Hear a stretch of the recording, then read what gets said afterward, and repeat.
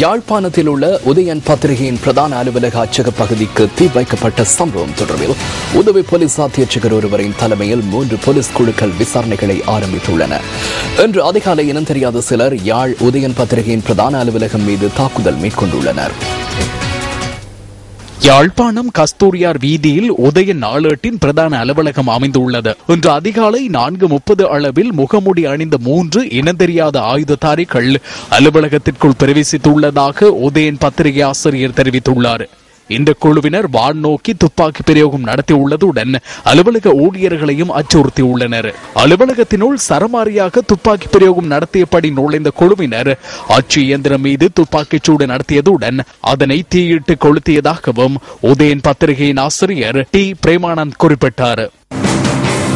யாழ்ப்பாண நகரத்தில் இருக்கிற எங்களுடைய பிரதான அலுவலகத்துக்குள்ள 3 ஆயுததாரிகள் தங்களுடைய ஆயுதங்களுடன் நுழைந்து எங்களுடைய ஊழியர்களை மிரட்டிவிட்டு பிரதான அச்சு இயந்திரத்தை தீயிட்டு கொளுத்தி இருக்கிறார்கள்.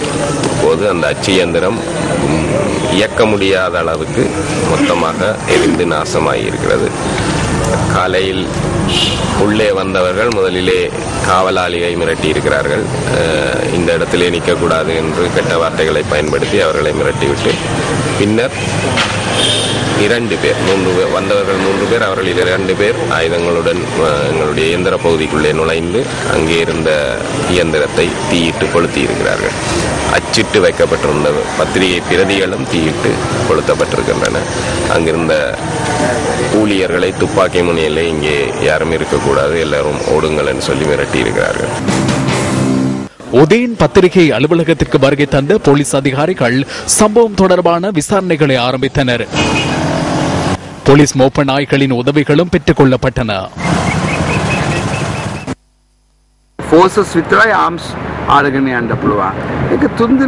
படையினர் மாத்திரமே ஆயுதங்களை ஏந்தி செல்ல முடியும். ஆயுதங்களை ஏந்தியவாறு 3 பேர் சிவிலில் உள்ளே வந்துள்ளனர். அவர்கள் எல்டிடியா? தற்போது எல்டிடிஇ இல்லை என அரசாங்கம் கூறுகிறது அல்லவா? யாரும் கிடையாது, அனைத்தும் நிறைவு பெற்றுள்ளது. ஆயுதங்கள் இல்லை என அரசாங்கம் தெரிவிக்கிறது. பாதுகாப்பு பிரிவு என்ன பதில் கூறும்? உள்ளே உள்ளவர்களின் செயல் என ஊடக பேச்சாளர் ஹொலுகல்ல முன்பு தெரிவித்துள்ளார். பொதுமக்களுக்கு பொய் கூற வேண்டாம்.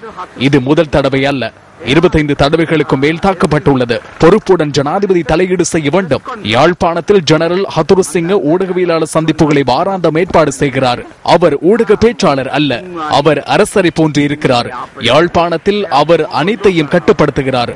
ராணுவமே அங்கு உள்ளது. நாங்களே தாக்குதலை மேற்கொண்டதாக அரசாங்கம் கூறும் விடயத்தில் எந்தவித அடிப்படையும் கிடையாது. அரசாங்கம் 4 மணித்தியாலங்களுக்குள் விசாரணைகளை நடத்தி அறிக்கை ஒன்றை வழங்க முடியும். ஏனென்றால் 2006ஆம் ஆண்டு எமது பத்திரிகையில் கடமையாற்றிய ஊழியர்கள் 2 துப்பாக்கி பிரயோகத்துக்கு இலக்காகி உயிரிழந்தனர். அந்த சம்பவத்துடன் தொடர்புடைய எவரேனும் இதுவரை கைது செய்யப்படவில்லை. இன்றைய சம்பவத்தை சிறு விடயமாக நாம் அவதானிக்கின்றோம். ஏனெனில் உதயன் பத்திரிகை மீது 32 தடவைகள் தாக்குதல் மேற்கொள்ளப்பட்டுள்ளன. இந்த சம்பவங்கள் தொடர்பில் அரசாங்கத்திடம் முறைப்பாடு செய்தாலும் விசாரணைகள் உரிய முறையில் மேற்கொள்ளப்பட மாட்டாது. அரசாங்கத்தின் மீது எந்தவித நம்பிக்கையும் கிடையாது. இவ்வளவு விரைவாக விசாரணைகளை நடத்தி அறிக்கை ஒன்றை வழங்கும் இவர்கள் எவ்வாறு நியாயமான விசாரணைகளை மேற்கொள்வார்கள் என நம்புவது? சரியாக இதற்கு பதிலளிக்க வேண்டும் என்பதையே நாம் எதிர்பார்க்கின்றோம். அவ்வாறு இல்லாவிடின் எம் மீது தொடர்ந்தும் தாக்குதல்கள் மேற்கொள்ளப்படும். அதன் பின்னர் எவரும் கைது செய்யப்பட மாட்டார்கள். ஒவ்வொரு நாளும் இந்த விடயத்தை கூறிக்கொண்டிருக்க முடியாது. ஏதேனும் மூளையில் நோய்கள் இருக்கும், இல்லை என்றால் ஏன் அவ்வாறான கருத்துக்களை தெரிவித்துள்ளனர்? இவ்வாறான கருத்தை நாம் வன்மையாக கண்டிக்கின்றோம். ஒரு புறத்தில் தாக்குதலை மேற்கொண்டு விட்டு தாமே தாக்குதல் மேற்கொண்டதாக கூறுகிறார்கள். சிறுசு ஊடக நிறுவனத்தின் மீது தாக்குதல் மேற்கொள்ளப்பட்ட சந்தர்ப்பத்திலும் அவர்களை தாக்குதலை நடத்தியதாக கூறியிருந்தார்கள். அதே போன்று ஊடகவியலாளர்கள் காணாமல் போன சந்தர்ப்பத்தில் தாமே ஒளிந்து கொண்டுள்ளதாக கூறினார்கள். ஊடகவியலாளர் மீது தாக்குதல் மேற்கொள்ளப்பட்ட சந்தர்ப்பத்திலும் தாமே தாக்கிக் கொண்ட தெரிவித்தார்கள். தீ வைத்துக் கொண்டதாக தெரிவித்தார்கள். இதை பழக்கமாக்கிக் கொண்டுள்ளனர். அதனால் ஹுலுகொல்லவினால் தெரிவிக்கப்பட்ட கருத்தை நாம் வன்மையாக கண்டிக்கின்றோம்.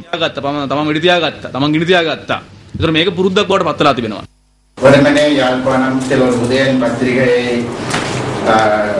கொளுத்தியது மாத்திரமல்ல, இது யாழ்ப்பாண மாவட்டத்தில் அல்லது வடக்கு மாகாணத்தின் ஜனநாயகத்தினுடைய கொல்லப்பட்டும் பல தாக்குதல்கள் நடைபெற்றும் ஒருதலை கூட கைது செய்ய முடியாத இந்த நாட்டு மக்களுக்கு செய்யக்கூடிய பேருதவியாக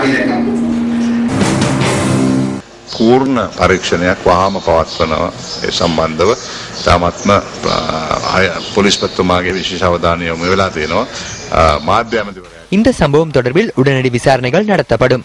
பலிஸ்மா அதிபர் கவனம் செலுத்தியுள்ளார்.